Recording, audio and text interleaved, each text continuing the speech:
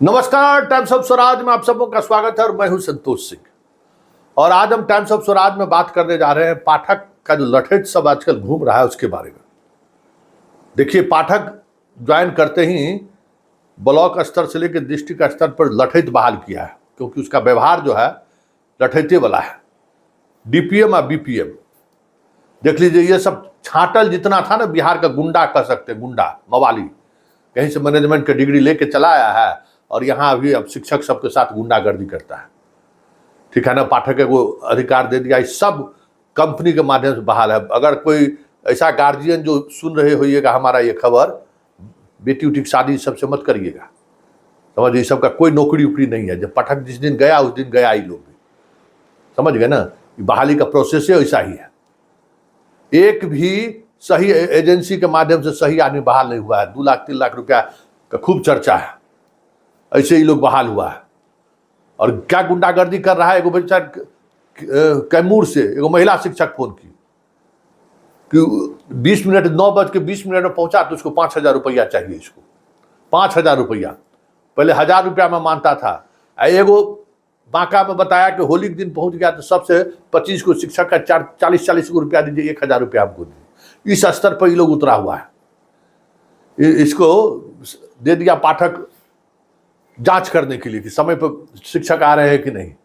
ये सब खोल दिया दुकान, पहुंचा, मान लीजिए 30,000 रुपया से महीना मिलता है इसको। अब 3,000 रुपया एक्सपेंस भी मिलना शुरू हुआ है। और एक्सपेंस के बारे में बताइए, जिस स्कूल पर पहुंचता है तो बगल वाला स्कूल को फोन करेगा, किसी मास्टर को मोटरसाइकिल से भेज दीजिए। अब वो मास्टर साहब आए तो उसके मोटरसाइकिल पर बैठ के उसके स्कूल में जांच करेगा। फिर जहां जांच खत्म हुआ तो दूसरे स्कूल को फोन करेगा कि मोटरसाइकिल से किसी को भेज दीजिए, हम आपके स्कूल पर आ रहे हैं। और शाम में उसको प्रखंड मुख्यालय पहुंचा दीजिए। मतलब ये गुंडागर्दी है, लठैत। ये आज के समय, पहले जमींदारी के समय में जमींदार का लठैत रहता था ना, ये आज के समय में पाठक का लठैत है। ये लोग लठैतगिरी करता है। जितना को बहाल किया है सब जगह यही खबर है, सब मास्टर साहब लोग तबाह परेशान है। और इसका समाधान भी सुन लीजिए, लठैत से डरने की जरूरत नहीं है। 24 घंटा से हम यही चीजों को समझ रहे हैं। और आप लोग भी जो बहाल हुए हैं, नियमावली पढ़िए, समझ गए, नियमावली पढ़ लीजिएगा, इससे डरना बंद कर दीजिएगा। जो नया नियमावली, जो बीपीएससी वाले लोग हैं, उसको नियमावली बना है ना, उस नियमावली को पढ़िए बढ़िया से, ठीक है ना। और एक बात सोच लीजिए कि आप लोग जिसके राज्य में आप लोग नौकरी कर रहे हैं ना, उससे लड़ने के लिए कानून का जानकारी होना जरूरी है। नहीं तो जीना मुहाल किए हुए और जीना माहौल कर देगा। अभी 1 महीना गर्मी छुट्टी बच्चा के लिए दिया, आपका छुट्टी नहीं दिया। आप स्कूल में बैठ के दिन भर जो है ना आम का अगरवाही कीजिएगा।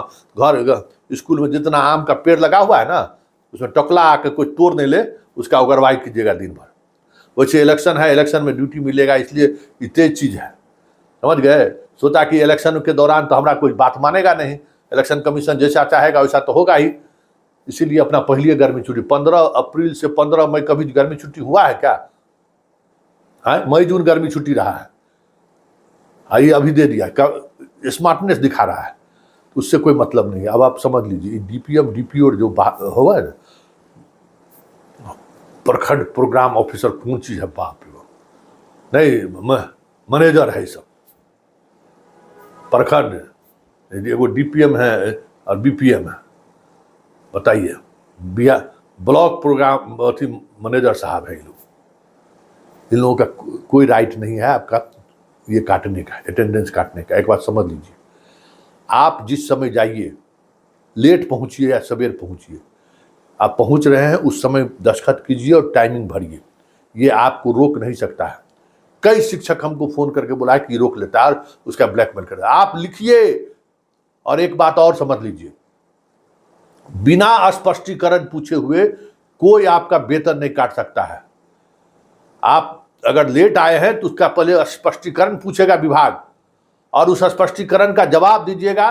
उससे वो संतुष्ट नहीं होगा तभी वो काट सकते। वो आपका राइट है, आपके नौकरी का ये अधिकार है। और जो ऐसा कर रहा है, पाठक के बाद जेल जाएगा।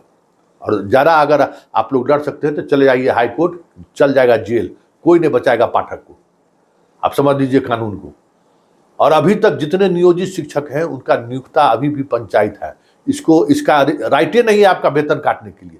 वेतन काटने के लिए आपको नियुक्ता के पास लिखेगा चिट्ठी, जहां जो आपको नियुक्त किया है कि इनका वेतन काटिए, इस समय पर नहीं आया है।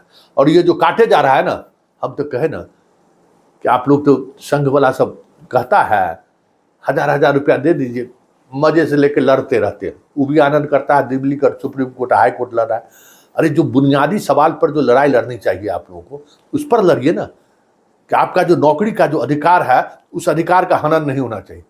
हमको 9 बजे रोते रहते, संतोष जी इस सुबह 9 बजे बुलाने की क्या जरूरत है, गर्मी छुट्टी ले ली। अरे भाई सरकारी नौकरी की है, डटे रहिए ना भाई, काटने दीजिए जितना काटता है, उस पर रोइए मत।